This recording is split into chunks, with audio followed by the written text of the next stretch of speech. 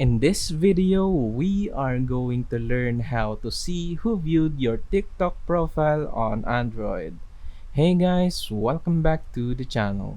Another tutorial for today. Today, I am going to teach you how to see who viewed your profile on TikTok.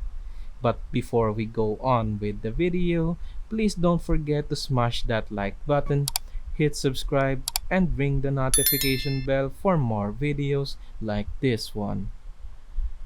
Now let us move on with the video. To see who viewed your TikTok profile, all you have to do is open the TikTok app. Once you have opened the TikTok application, the next thing I want you to do is go to your profile. Now that you are in your profile, what I want you to do next is tap this icon on the upper right corner of the screen beside these three lines. This will enable us to see the profile view history.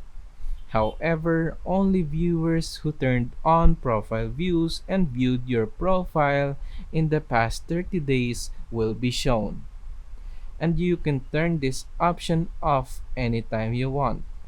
Now let us tap turn on, and now we'll see our view history in here.